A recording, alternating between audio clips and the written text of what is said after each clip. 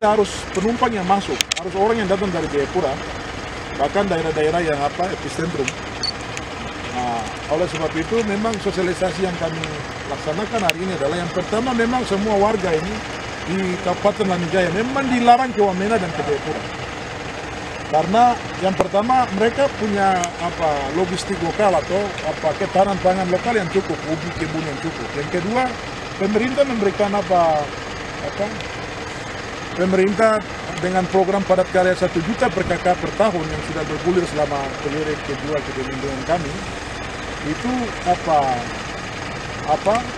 mereka punya kesempatan dalam 4 triwulan mendapatkan logistik dalam bentuk BAMA. Dan kedua, mereka punya hampir semua keluarga di Lanijaya memiliki rekening rata-rata 4 juta hari ini di Bank Papua. Sehingga dengan seperti itu maka kami menyampaikan kepada semua masyarakat untuk tidak tinggalkan Lanijaya ke Wamena bahkan ke Jayapura. Karena tadi bahwa pintunya akan dibuka, pintu dari Pak Bupati Jayapura 14 hari ke depan akan buka pintu. Maka sosialisasi kita ini mungkin sosialisasi kedua, lapis 2. Saya akan turun di 39 distrik untuk meyakinkan masyarakat bahwa tidak perlu lagi ke Wamena dan ke Jayapura. Kita menjaga siapapun keluarga kita yang datang dari Jayapura, dari Jakarta, sampai ke Lanijaya, harus isolasi dia, karantina dia, dan lain-lain. Sosialisasi kita sederhana seperti itu. Karena sampai hari ini, orang-orang di gunung ini, orang tidak anggap itu masalah besar. Orang tidak anggap itu masalah besar, sehingga sosialisasi saya lebih menekankan kepada memang orang bilang jangan memberikan ketakutan lebih, tapi orang lain ini perlu sedikit kasih tahu dengan supaya takut.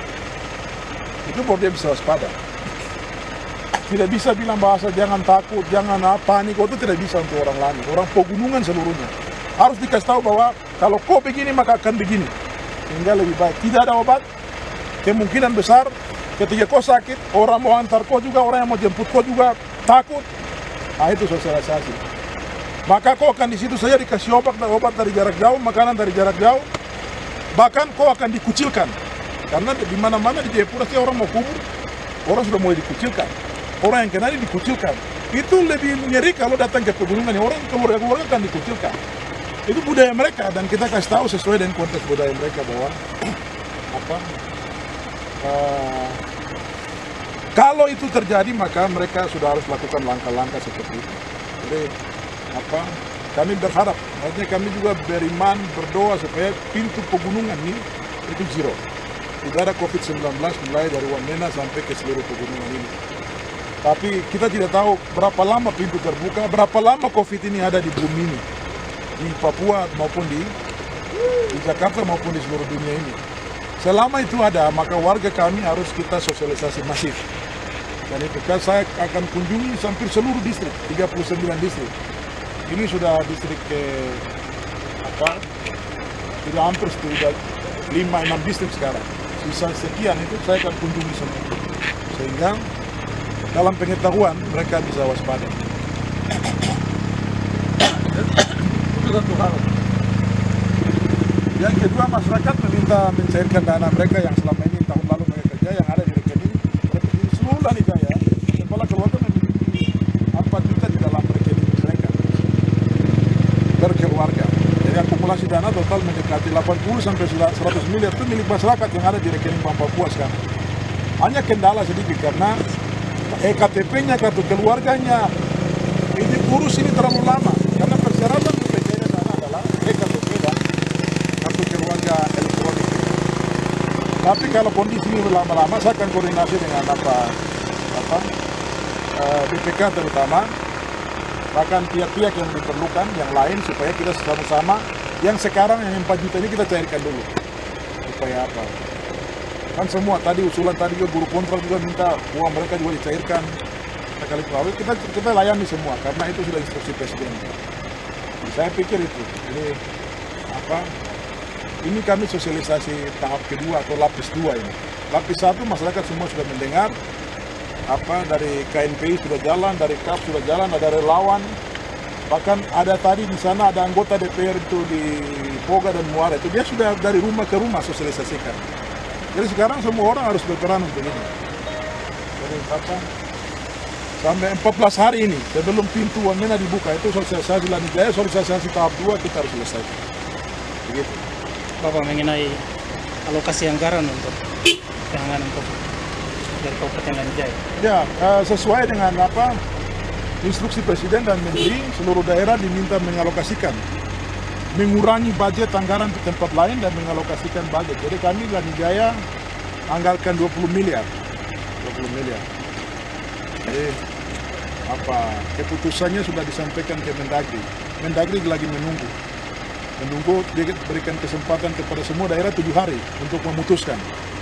Sehingga kami sudah putuskan untuk 20 miliar kita menganggarkan. Kami punya stok dana yang cukup. Kami mengurangi dana belanja asosiasi dan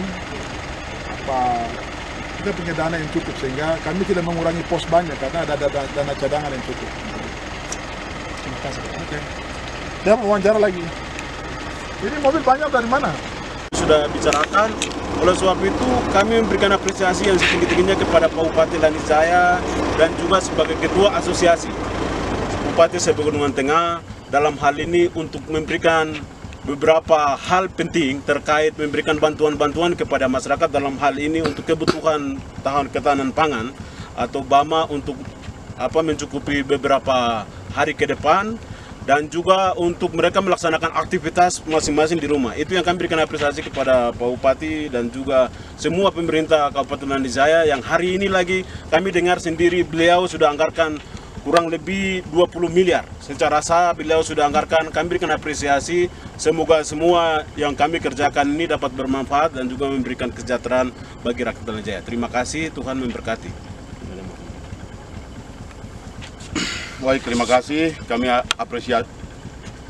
apresiasi kami dari Kamar Adat Pengusaha Papua Kabupaten Lanijaya, kami apresiasi. Dampaknya untuk ekonomi sangat besar. Kabupaten lain mereka punya stok BAMA, bahan sembako kurang. Kami Lanijaya bersyukur karena kami sudah dengar dari Pak Bupati sendiri stok berasnya sudah cukup, uang semuanya dijamin. Untuk itu kami dari Kamar Adat Pengusaha Papua memberikan apresiasi yang setinggi-tingginya kepada Pak Bupati. Yang kedua, apa yang diimpikan, apa yang disampaikan oleh Pak Bupati untuk masyarakat harus wajib berkebun.